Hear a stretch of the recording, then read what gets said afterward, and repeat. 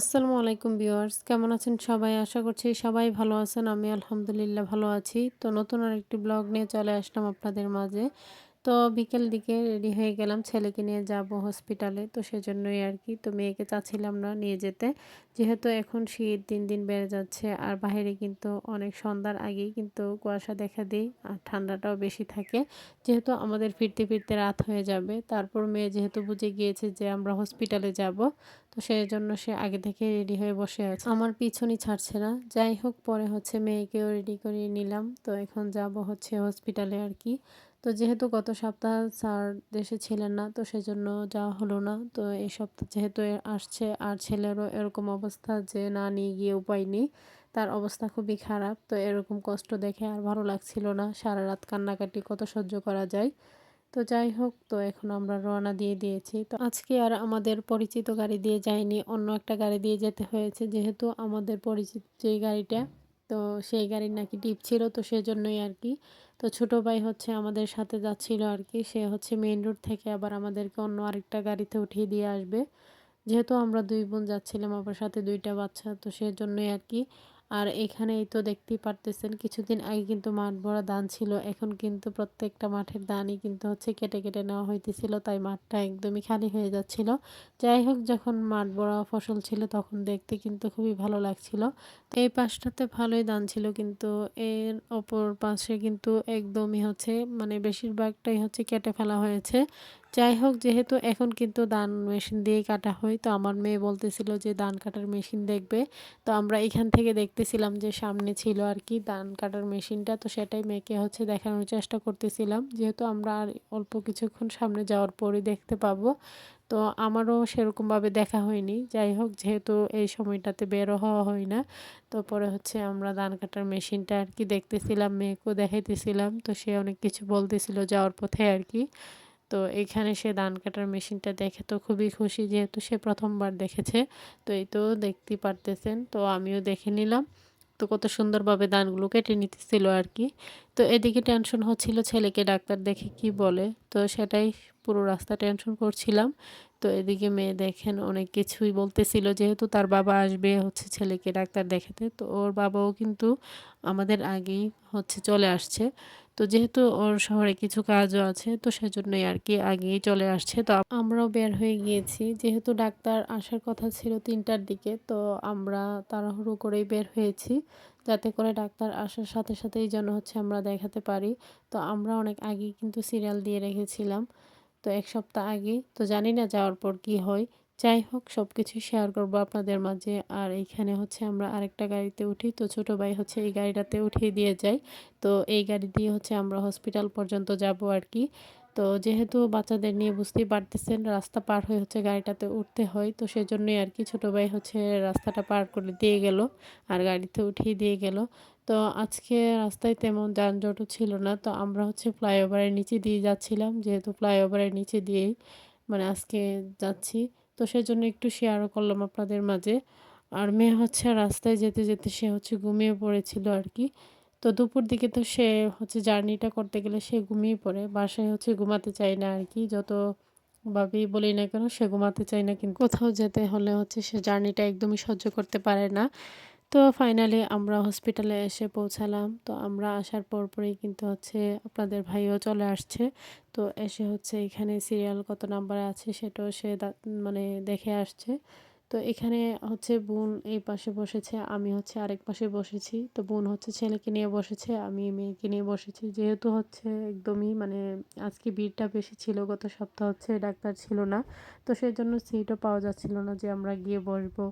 তো যাই হোক, যে যেখানে সিট পেয়েছিলাম সে সেখানেই বসে পড়েছি। যেহেতু যত সময় যাবে ততই হচ্ছে ভিড়টা বেড়ে যাবে। তো আমরা একটু আগ মুহূর্তে আসছিলাম, তারপরেও অনেক ভিড় হয়ে গিয়েছে কিন্তু। তো হসপিটালে আসলে এরকমই। তো মেয়ে দেখেন এখানে তার বাবাকে পেয়ে কতটা খুশি, সে কিন্তু এখানে গল্প শুরু করে দিয়েছে।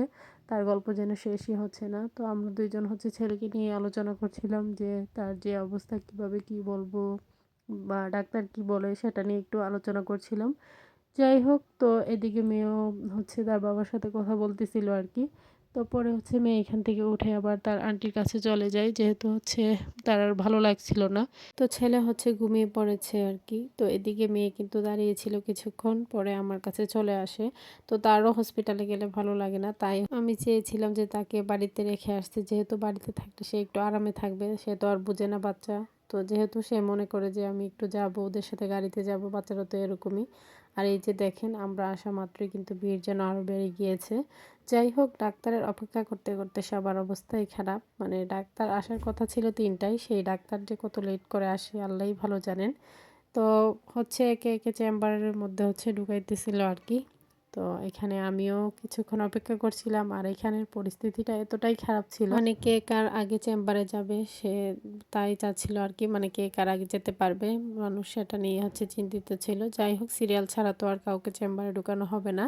তো সিরিয়াল না দিয়ে হচ্ছে জনগণ সেটাই চাই। তো ফাইনালি আমাদেরকে চেম্বারে ঢুকতে দিল। তো আসলাম। তো আসার পরে এখানে আমার মতো অনেকেই কিন্তু বসে আছে ডাক্তারের অপেক্ষায়।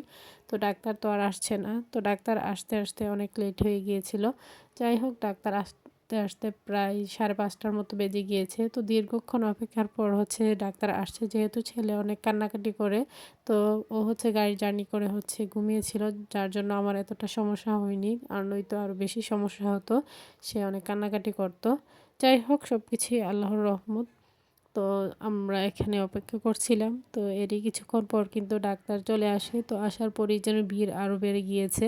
মানে কে কার আগে ডাক্তার দেখাবে। যেহেতু সিরিয়াল মতো, তারপরও কিছু কিছু মানুষ হয় না যে বোঝে না, তারা চাবে আগে দেখাতে। তো যাই হোক, এইখানে এই আপুটা দেখানোর পর হচ্ছে আমি দেখাই আমার ছেলেকে। তো ডাক্তার দেখে হচ্ছে ছেলের যে সমস্যাগুলো সেগুলি বলে দেই। তো ওকে আরও কিছু মেডিসিন লিখে দেয় আর কি। তো জানি না মেডিসিনগুলো খাওয়ানোর পর তার কী অবস্থা হবে। তো সবার কাছে আমার ছোট্ট একটি রিকোয়েস্ট, কেউ স্কিপ করবেন না, পুরো ভিডিওটি দেখে নেবেন। ভিডিওর কোনো অংশ দেখে যদি আপনাদের ভালো লেগে থাকে, লাইক কমেন্ট শেয়ার করে দিবেন। আমার ছোট্ট চ্যানেলটিকে সাবস্ক্রাইব করে বেল আইকনটি বাজিয়ে দিবেন। যারা আমার ফেসবুক পেজ থেকে দেখবেন তারা অবশ্যই পেজটাকে ফলো দিয়ে পাশে থাকবেন। তো আমরা দেখাতে দেখাতে কিন্তু একদম রাত হয়ে গিয়েছে। যেহেতু আমরা আবার হচ্ছে আমাদের বাড়ির উদ্দেশ্যে ফিরবো, তো সেজন্য হচ্ছে মেডিসিনও নিয়ে নেওয়া হয়েছে। তো মেডিসিন নেওয়াটা আর আপনাদের মাঝে শেয়ার করলাম না। তো এদিকে আমরা পরে হচ্ছে সিএনজিতে উঠে পড়ি, বাড়ির উদ্দেশ্যে রওনা হই আর কি। আর দেখতেই পারতেছেন, কুয়াশার কারণে কোনো কিছুই দেখা যাচ্ছিল না। একদম কুয়াশায় সব কিছু যেন ঢেকে গিয়েছিল। আর আমরা যেহেতু যেতে যেতে অনেক রাত হয়ে গিয়েছে, তাই টেনশনও হচ্ছিল। আর রাস্তাটাও কিন্তু তেমন ভালো নয়, আমাদের বাড়ির যে রাস্তাটা। তো যাই হোক, সেইখানে গেলে শেয়ার করব কোন রাস্তাটা। আর এই গাড়িটা এত স্পিডে চালাইতেছিল, যার জন্য আরও ভয় হচ্ছিল। তো উনি হচ্ছে আমরা বলার পরও উনি স্পিডটা কমাইতেছিল না। কিছু কিছু ড্রাইভার থাকে না, ওরা অনেকটা স্পিডেই চালায়, জনগণের মানে যারা যাত্রী তাদের কথা শুনবে না। তো ওরা হচ্ছে এরকম আর কি। যাই হোক, ফাইনালি আমাদের বাড়ির সেই ভয়ানক রাস্তাটাই চলে আসছি। আর এই রাস্তাতেই না মানে চোর ডাকাতের ভয়টা একটু বেশি থাকে। তো সেজন্যই আর কি। যাই হোক, দোয়া দরুদ পড়তে পড়তেই যাচ্ছিলাম, যেহেতু আমরা মেয়ে মানুষ, তাছাড়া বাচ্চাদের নিয়ে আছি। তো ড্রাইভার ছাড়া এখানে কোনো পুরুষ লোকই ছিল না। তো জানেনই তো, চোর ডাকাতের ভয়টা একটু বেশি হয়। আর কুয়াশার কারণে কিন্তু একটু মানে কোনো কিছুই দেখা যাচ্ছিল না। তো এরই মধ্যে বাবাও বারবার ফোন দিতেছিল, আর আপনাদের ভাইও ফোন দিতেছিল যে আমরা কতটুকু পর্যন্ত এসে পৌঁছেছি। তো এই সেই রাস্তা আর কি। তো সেটা আমরা দোয়া দরুদ পড়তে পড়তে পার হইতেছিলাম। তো এদিকে ফোনও অনেক আসছিল, তো ওদের সাথেও কথা বলতেছিলাম।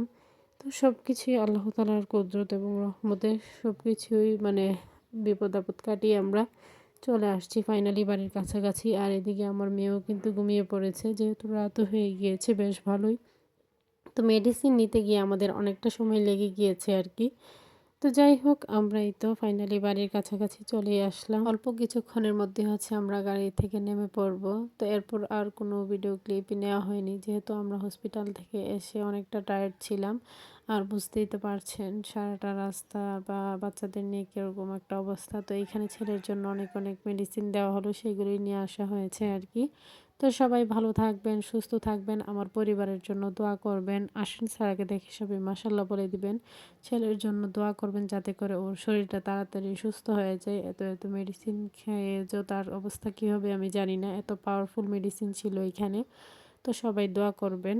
সামনে নতুন কোনো ভিডিও নিয়ে আবার চলে আসবো। আল্লাহ হাফেজ।